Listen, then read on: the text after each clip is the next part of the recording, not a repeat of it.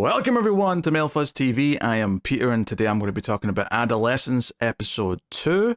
So spoilers for the episode. This is a Patreon sponsored review, so thanks very much to Alison for picking the show.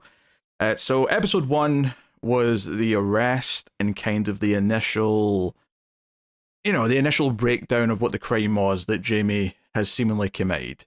The murder of this girl in his school named Katie. And a lot of it was to do, obviously, with the inspector. His name is Bascombe. I don't think I ever caught his name in the first episode. They say it a lot in this one. He gets introduced to a lot of people in this one. But we still follow him and his partner, DS, Frank. She's there too. But this episode is set entirely at the school. The high school they go to, or the secondary school to use the correct term. But for Americans, it's the high school. And this is where the entire episode takes place. Just like the first one, it's all done seemingly in one take, whether it's actually one take or a few sneaky, cuts in there that we don't see. But regardless, it keeps that style going from before and does the same kind of idea where occasionally the camera will pass over to another character and follow them instead. So we get a chance to go away from certain characters for a couple of minutes and do some other scenes. And then they'll kind of intersect again and the camera will go back to who we were following initially. So just right away, that energy that I loved in the first episode with how it was filmed is here again. If anything, it's arguably even more impressive this time in some ways. I mean, in the one sense, I guess the big difficulty in the first episode was that they had to actually drive from one location to the other. So that made it feel like a really big space to have one continuous shot. This one goes a bit more into just how kind of complex the shots or the shot itself is in terms of the fact that we're going around a school. There are, possibly up to hundreds of extras and at least dozens, but certainly it wouldn't surprise me if there's 200 extras just for all of the different kids that are in various classrooms or going around the lunch hall or wherever it is. There's a lot of people around. I mean, there's one point where there's a fire drill or a fire alarm goes off and they have to evacuate out into the tennis court. And there's a lot of kids standing around during that bit. And it's a bunch of, kids ranging from, 12 to 17, give or take. That's a lot of people to herd and, trust to not mess up the shot. It's one thing when you're doing this with adults. Now, obviously, yeah, there was a kid in the last episode too. I mean, Jamie was this focal point for a lot of it, but it was surrounded by adults. And this is a little bit different in that there's just so many kids to contend with. On a personal note, this was kind of an interesting episode just because it's, not that dissimilar to what school looked like for me, right? This is a school in the UK. Now, obviously, I went to school in Scotland, not England, so the accents are very different. But the overall vibe, the overall kind of sense of the shitheads being shitheads, just the type of, I don't know, atmosphere, I guess, and the kind of the... It's just funny, actually, at one point in the episode, Frank starts, talking to Bascombe about how she hates schools, and part of it's the smell. It's a weird mix of... I can't remember what the first part was. She says something and then masturbation. And I was like, I kind of get what she's, not that I remember a smell from school, but there was definitely kind of a weird mixture, because it's kind of got the... It's halfway between the environment or atmosphere and stuff of an office building, but it's populated by kids, right? There's a lot of children. So there's this kind of weird, I don't know, in between. Anyway, the point is that I was feeling a lot of weird memories coming back to me. When they were doing the fire drill, and I remember doing that in school, and just I don't know. It was again in the same way that the first episode seemed very authentic in how it was portraying the arrest of a minor and going through the process of this dangerous or violent crime. I think this episode, and I can speak to maybe this with a little bit more actual experience, felt very authentic to what a school feels like in the UK. So I don't even have anything super meaningful to say about that, although I guess it just backs up the feeling that how authentic the show feels overall, because this is something that more people will be able to relate to. Certainly, if you grew up in the UK, you'll feel a lot of recognizable things in this episode, for sure. The uniforms, everything about it really. Although my school never had skirts that were part of the. I mean, the girls wore skirts. I mean, they didn't have to. They could wear trousers as well. But it was just black skirts. Whereas the kids in this school, they're all wearing skirts that match the ties, which that's a very. I have seen it before, but it was definitely not a thing. I don't remember any schools around me when I was that age having that. But different country technically, so whatever. Anyway, so obviously we're following the inspectors. They're here to talk to people who know the suspect, Jamie, and who knew Katie. And the episode does a really smart job of kind of, again, like I said, moving the camera around and getting to meet some of these characters before the police do. So we get to meet the two friends, and one in particular, Ryan, is going to be a pretty prominent focus for this episode. So you kind of set up that we meet him a little bit early on, talking to the other friend, and then you see him later when the fire drill happens, and this other girl who was friends with Katie, Jade, I believe her name is, who we saw was quite upset and really didn't want to talk to the police either. Didn't like this idea that she thought the questioning was almost trying to make it sound like Katie had done something wrong. And at the time in the episode, that did come out of nowhere, because they're really just asking, how would you describe these two as friends? How would you describe Katie's treatment of Jamie? Something, he said something vaguely like that, and she kind of got defensive about it. And at the time, it didn't quite necessarily link up with anything. So it was like, whoa, what was that reaction for? It does, it was the first big sign in the episode that there was maybe something more to this relationship between the two of them. Not that there was like a secret romance or something like that, because nothing in the first episode was pointing in that direction, but it was more than just what it presented to be. And as we go on, and she goes up and punches Jamie's friend, Ryan, in the face and kicks him while he's down, and seemingly, at least in part, blames him for the death of her friend. And, people, the kids gather around, the teachers have to break it up, and like they're very like, oh, we need to talk to her again, kind of thing. She talks to like the guidance counselor for a bit, I think it is, and gets upset and storms out. But she doesn't want to go home. She doesn't want to go anywhere where Katie would usually go. She's being very closed off. I think her character, more than anything, felt like someone who, I don't know if we're going to see more of her, because there's only 2 more episodes, and each episode's in like a different day, different like location. It's kind of hard to say who we're going to see again. But it does feel like there's maybe a little bit more to learn about Katie through her, or something. It feels like there's a little bit more there to kind of chew on, maybe, that we're going to get.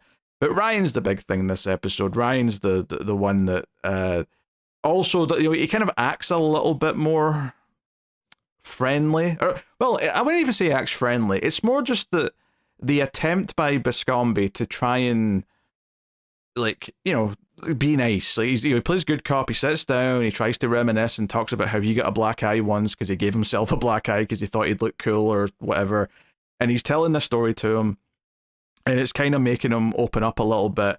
And he's saying, hey, I bet you were popular in school and stuff. And he's like, oh, I did all right. Did you do all right with the ladies? Oh, yeah, I did okay.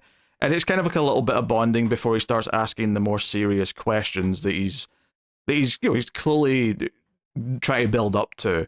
But as soon as that questioning takes a turn, and they're in the nurse's office when this is happening, after he's been punched by the girl, he immediately just wants to leave and says, hey, can I go now? And he keeps trying to just avoid the questions. He doesn't want to talk about Ryan, he is Ryan. He doesn't want to talk about Jamie. He doesn't want to talk about Katie. He does kind of admit that, like, he wouldn't describe them as friends. He at least said that, but as far as any other questioning goes, or about where they were that night, what they were talking about, did he know that Jamie was going to go do what he did?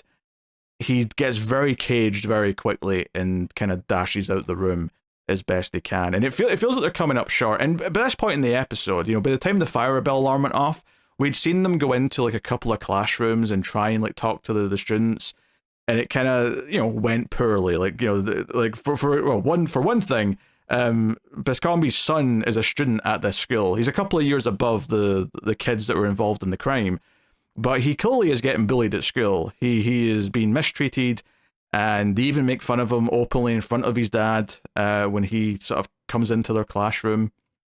there's a whole kind of like clear discomfort to him being there. In fact, the episode opens with Biscombe sending a voice message to his son saying, "Hey, I'm going to be coming into the school. I might even be in your class. I won't say anything to you." Like he's sort of like, it's like he's making it clear, "Hey, I'm going out of my way to try and not embarrass you, but I need to be here." Even though we hear from the other lady that that's not true at all. Like they could have sent some lackeys to come and do this job, but he insisted on coming himself. Now, I do think it is genuinely because he believes there's stuff to learn and that he cares about like making sure the case is done properly and actually getting to the answers. Because yeah, it's a crime that's probably getting under his skin, just like it's getting under Frank's skin. So I think where it gets particularly, opens up and gets interesting, because it does feel like they're getting nowhere. It feels like every time they go into a class, the kids are just ignoring them, not wanting to talk to them. The few characters who are actually close to the either the victim or the perpetrator don't really want to talk about it. And then the other big thing is that they all seem to know more than they should, right?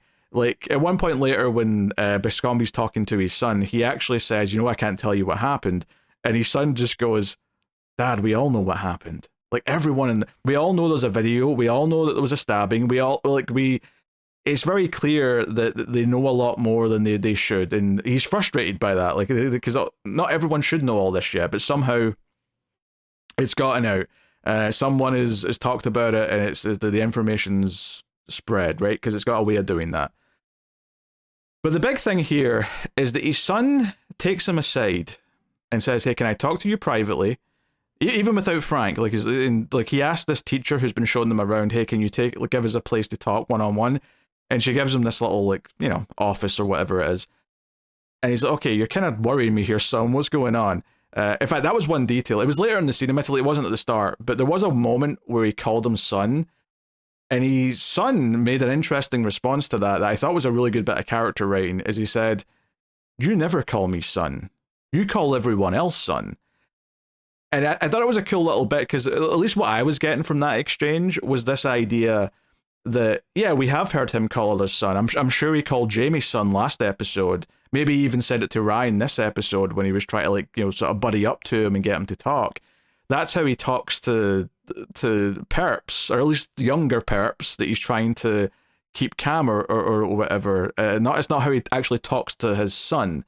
And you can maybe also read into it and thematically say that there is that disconnect. I mean, he does admit to Frank a couple of scenes later that he never actually wanted kids, but he loves his son. He's not regretful about it, but that wasn't something he was actively pursuing when he was younger. So it really does paint this thing, and obviously maybe there's an element as well of like, oh, something like this happens, it makes him realize, oh, I should cherish the fact that my son's around. And the big not heartfelt, but the kind of happy, slightly ending for these characters at the end of this is that he asks his son to go and get some food with him, and his son kind of agrees, and it's kind of like it's still a little bit awkward, but it feels like steps are being taken. It's like, hey, you have to reach out and, not like, he lets Frank deal with some police stuff, and he goes off to spend some time with his son. So there's a bit of human learning going on there, which is nice. But anyway, the thing that his son pulls him aside for, which is, I think is good, and it feeds into something else I was feeling with this episode actually, is that he pulls him aside and he says, "Hey, you've been using Insta as an Instagram to see what they've been saying to each other, and you've been looking at what Jamie said to her posts and vice versa or whatever." And he's like, "Yeah." And he points out to him that he's misunderstood, that him and the other police have misunderstood what those messages mean. You're not getting it. And he points out the emojis. And some of this made me feel old, because I mean, in the first part I didn't get at all, where he talks about this dynamite means this and that, and basically it sums up to, like, she was calling him an incel and was saying that he would always be a virgin. And he's like, "You got that from two symbols?" And then he goes on to like sort of say, "Well, you send mum like red hearts when you text her, right?" And he's like, "Yeah, sometimes." And he's like, "Yeah, well, red means love, blue means this, pink means that, yellow means that." And I was like, wait, what?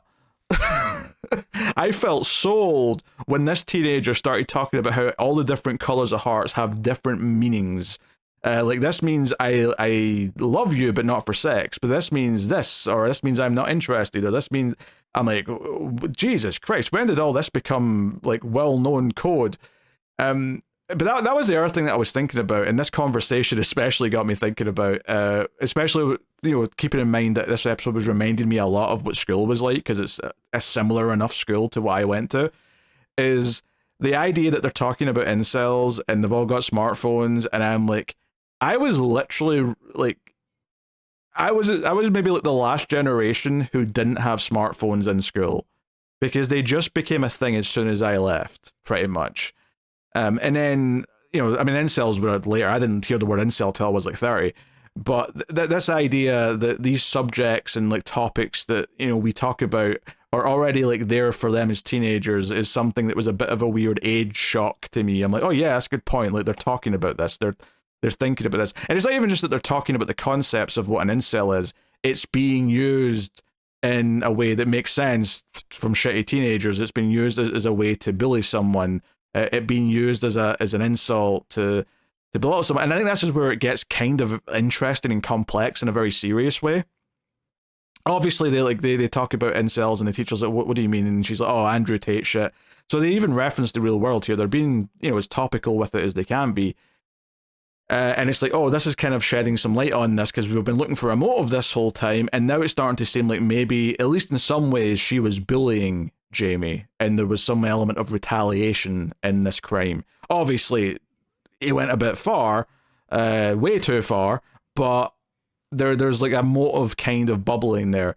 I think what fascinated me about this when it started to all come out, and this was like the really interesting, juicy plot stuff, if you will, is that what does this do to the crime? Because I don't think it makes Jamie sympathetic. I think the crime itself is too violent, and he still killed someone, so I don't think there's any much sympathy for that, right? I don't think it's suddenly, oh, he's not the bad guy in this anymore. I don't think that's true. In fact, I think the episode even goes out of its way for Frank to point out after this scene, when they've already had this conversation, she even points out that they kind of missed this because they've been obsessing too much about how Jamie's mind worked and how he viewed things, and how that happens every time there's a murder. Like, you always focus on the killer. The killer's the one that becomes famous, not the victim. And weirdly, the clue for this crime to lead to more answers was how Katie is. Like, how does she act? How did she treat him? How did she interact with people around her? Kind of thing. So I think that's a really interesting element to it as well, to get you thinking. Obviously, this whole thing's a giant warning as well about just how kids use things they see in media, online, wherever, to become awful, and how that can bubble in some people to a really extreme degree. And that's obviously what's happened here with Jamie. And there's also this tragic element to it where, again, no sympathy for him really, but there is kind of this really sad, tragic part of it where by mocking him and saying he's an incel, she almost helped kind of push him to actually become one. Now, admittedly, it's hard to say that definitively because, we don't know what Jamie was like a year ago. We don't know if he was like super misogynistic and really awful before. We know obviously there's some recent posts on Instagram they brought up in the first episode, but we don't know how long that's been going. Like, what chicken or egg? Like, did he start being made fun of and it kind of that behavior came out of that? Did he start doing that and then the response to it escalated it? Like, what, we don't really know kind of the escalation there. I'm not even sure if we will find out. But it does kind of play into this idea of things escalating to this crime, this awful murder that comes from this idea of these things that were being said pushed him further into a corner, which triggered all these fears and ideas that he had, and it kind of became the thing that he was being mocked for in the most tragic way he possibly could. And it's not like a thing for sympathy for him necessarily. It's just this idea that there's like an Ouroboros kind of almost quality to it that for most teens, when they go through shitty periods and people are cruel and things are bad, most will kind of make it out on the other end. It doesn't it doesn't normally escalate to murder. But clearly the possibility is there for it. Extremism is more of a thing, arguably, than it ever has been. And this is kind of like how all these things that kids are using today can heighten all these things that just make it more likely, perhaps, that bad stuff like this can happen. Not that teenagers have never killed before, because of course they have, and but it's this sort of thing of like sort of examining like what causes it specifically today. It's possible that a number of like how often like teenagers like either kill someone or themselves or do something tragic. Is that number actually went up in, say, like the last 50 years? I'm assuming it has, but even if it hasn't, it's still kind of worthwhile to examine what are the specific causes of it now. I'm sure some of the root things have always been the same and consistent, but I think that the way this show is exploring, because even the very first episode, they talked a lot about social media. They talked a lot about comments left on something, and obviously then this idea here in this episode of this misinterpretation of it from the adults who don't understand the way kids are communicating and how there's kind of a barrier there.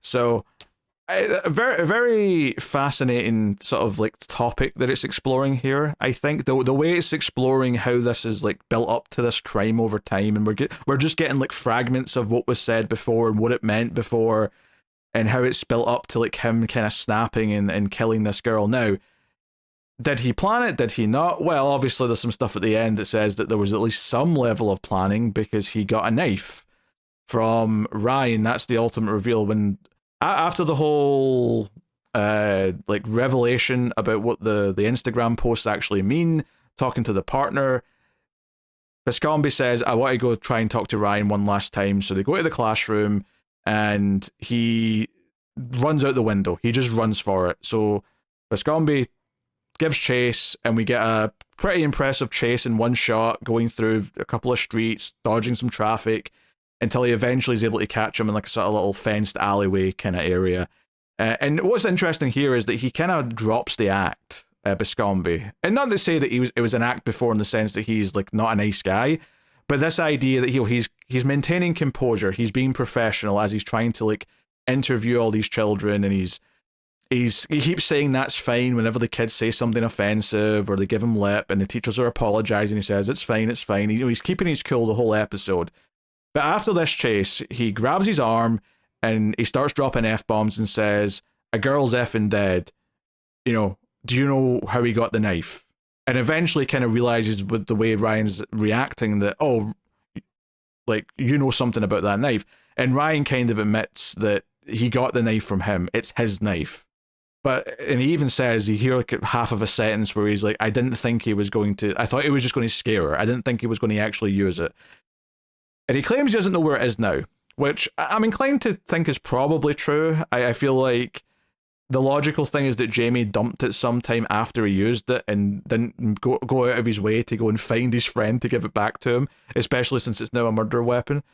But I think this was a really good moment and scene, because like it's kind of like, it kind of mirrors like his relationship with his son in a weird way. In the all episode, he's playing the very professional, keeping his composure cop. And I'm not saying that cops should be running around not acting professional, but he's holding in everything he feels about the case. He's holding in everything that's driving him, and he's keeping his cool when these kids are being frankly little shitheads. And yeah, by the way, I didn't really want kids anyway, but this episode made me really just reaffirm that belief in my head. But this idea that he breaks down at the end and finally sort of lets it out, and you know, never threatens him. He never like says anything inappropriate or anything like that, but he just lets the anger in his voice show.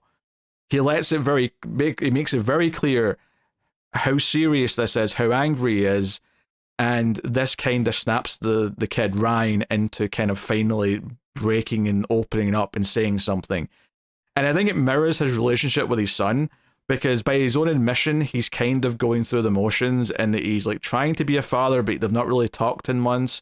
And one of the things that Frank says to him, which is Misha Frank, it feels weird calling her Frank because it's Frank and it's such a guy's name, but she says, I got through school because I had one teacher that I really liked, who really encouraged me in the one thing that I cared about at the time, which was drawing and art, and I get into it.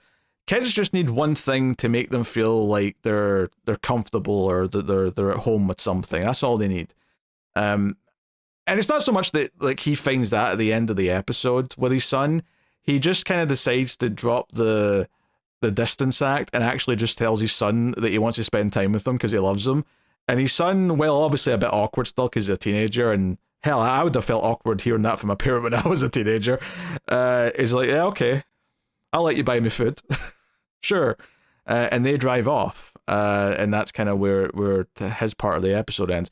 I think the way that mirrors and this idea of actually the idea that he gets results in both his professional life with the case by letting kind of some of his real emotions out when he's interviewing. Again, not doing anything particularly inappropriate or threatening the kid or anything. I'm not saying he's pulling out the phone book and starting to beat the shit out of him, but just letting a little bit of the real feeling out got some results. And likewise, letting out some real feelings with his son actually garnered some results. So there is something to be said there about masking your feelings, and I'm guilty of this as well, and I certainly was guilty of it when I was younger as well. In fact, one of the biggest things people talk about when they talk about toxic masculinity and incels and all that kind of thing is this idea that men are really bad at talking about how they feel. And I'm saying this wholeheartedly as a member of that group. It is absolutely true, and I often struggle with it myself. So this felt like a very weirdly positive episode about trying to get over that. And hell, even when they first bring up the Insta things, one of the first things that his son says, Adam, I think's the son's name, he says to him the word manosphere. Like that was one of the things that Katie had kind of implied, and he's like, manosphere, and it's this idea of like like male culture and all that stuff and whatnot. And I think this idea of like exploring that a little bit. And seeing that even our good character, the one who's trying to solve this crime, is guilty somewhat of not letting his feelings out in a healthy way, and through this has maybe been scared a little bit into actually trying it, and it's actually achieved a first step with his son. There's kind of like a positive message in there through that as well, and it's not the only thing the episode's talking about by any means. And I'm sure we're going to get into more of like Jamie's like psyche, and because I can't imagine. I mean, as much as I don't know what characters are always going to come back, I suspect that Jamie and his family are going to be back properly, at least for one more episode, if not both. This might even be the one outlier where they're barely in it. We do see the dad, of course, a little bit at the very end, but I think that this sort of touching on some of these ideas and kind of trying to get into them a little bit is quite interesting. And it's definitely worth kind of also looking at the idea of like just in general of kids being awful, like the idea that some of the kids are edging character or other kids on with sort of saying these things, like using what is terminology we use to try and discuss like why certain groups of people act a certain way and how like how they treat other people, in this case specifically how men treat women and things like that. But having like kids sort of use that and bastardize it into a way to bully someone, but how that kind of just helps perpetuate the cycle in some ways. I know there's a lot of interesting things at play here that by the end of the episode, because the episode starts and I'm just enjoying the filmmaking, I'm enjoying the camera moving around, I'm enjoying how it's weaving in and out and doing all this stuff, but by the end it's got me thinking about various things. And I've not even mentioned just kind of the idea of critiquing the school system in and of itself. Like the theme is definitely there, where you overhear a couple of I assume the head teacher is talking to one of the teachers and saying how there's been a bunch of calls from parents asking if the school is safe, asking if we should put in metal detectors and get security guards and yada yada yada. And how that's that feels extreme. The crime didn't even happen at school, blah, blah, blah, blah. And then later on, this idea that one of the teachers just kind of saunters in late and doesn't seem to care that much about the kids, especially when Biscombe tries to talk to him, and he just kind of shrugs and says, I don't know, I'm just a history teacher, I don't know anything about the kids. and he just doesn't want to talk about them. Like, he's not making a genuine effort. Whereas there's other teachers, or at least the guidance counselor, seems to actually care about the girl when she's talking to her. So there's definitely this kind of, like, there's teachers who, like, even Frank, when she's talking about, oh, that one teacher kind of got me through school because it was like the one positive force I had there. This idea that I think most kids like have one or two teachers that they definitely remember more fondly, or they sort of feel a sense of like comfort because they feel like they're being listened to by them, arguably more than some of the others, or whatever. But again, that theme kept going with Biscombe talking about how this doesn't really feel like a place of learning. It just feels like a holding pen to keep all the kids locked up during the day when all the adults have got something to do. It feels a bit like a zoo. And yeah, some of the behavior from some of the kids feels that way, and some of it doesn't. I think there's a lot of interesting stuff here. Obviously, the show's called Adolescence, so we are specifically looking at what's happened to the kids. But I do think how the adults are perceiving that, and how they've kind of missed things or misinterpret things, is also part of that. And how there's kind of this generational gap does lead to something, and maybe even the idea that because kids are all together in a school and they develop their own slang and their own like language, almost an ecosystem of like how they interact, and how difficult that is for the older generation, who, things have changed a bit since they were that age. So they understand a lot of it in theory, but there's these specific things that have changed, and how hard that is to kind of like understand and comprehend, and so on and so on. So I think, yeah, all that stuff is super interesting, and I'm very curious to see where how it maybe tackle some more of these subjects. But it does kind of feel like both episodes, even though obviously they're very connected and there's a lot of things going through both of them, it does feel like this was a very focused episode on the idea of looking at the school side of this like character Jamie. Even though he's not in the episode, we're focusing on kind of that environment and how it maybe contributed to what eventually happened. And then, the episode ends, we do see Jade again, looking very sad, on her own. She's kind of lost, by her own words, her one and only real friend. So curious to see if we do see her again, if we explore on that. And then just for the episode, just to have the kind of the show off, the balls to be like, oh, and we're going to go into an aerial shot now, as if we've not been on the one camera the whole time. Very impressive. I can only assume that when the camera was still on a shot looking at Jade before it started going up, that they seamlessly transitioned it to something. If they didn't do some sort of fancy transition that we couldn't see, but it transitions to an aerial shot where it flies over the town, ending, and this is a great thing where you like don't notice it right away, but you start to realize what we're going to. We're going to the crime scene, we're going to where the girl died, and we see the police tape, and we see people have been leaving flowers around the crime scene. And then even better than that is that you eventually notice that the van parked near it is the plumbing van from Jamie's dad.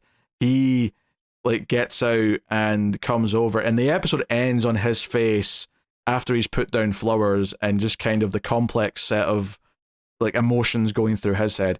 Which, I like, it was kind of interesting not being with any members of the family all episode, but it felt like this ending was kind of like handing it back to them, because I feel like they're going to definitely be there next episode. I'd be surprised if they're not in some capacity, but it felt like it was getting handed back to him at the end of the episode after all of this. So yeah, very impressive in a lot of ways. It's the sort of thing where, like, if you just told me there was a TV show about, some teenager killed another teenager and police investigated, that would not appeal to me on the premise alone. It's how this is handling it, it's how well it's written to explore all these different ideas and trying to actually examine kind of why this happened. This is going to be like a really ballsy comparison in some ways, and I'm not saying it reminds me of it in terms of like tone or style or anything like that, but it is making me think a little bit about The Wire. Just in the sense that The Wire always felt like, yeah, we've got gangsters, we've got police, and we've got like, suspense and all these things, but it always felt like that show was made around the idea of exploring the people in this type of world and why things are the way they are. And I feel like this show, in a similar kind of idea, but in a very different way. Is it trying to explore why this kind of thing can happen and the psychology behind like everyone kind of connected to it and how it's built up to this. So no, very good. That's my thoughts. How long have I been? I've been over 30 minutes. Jeez. You can tell there's a lot to talk about and that I'm into it if I'm easily going over 30 minutes without even realizing I'm doing it.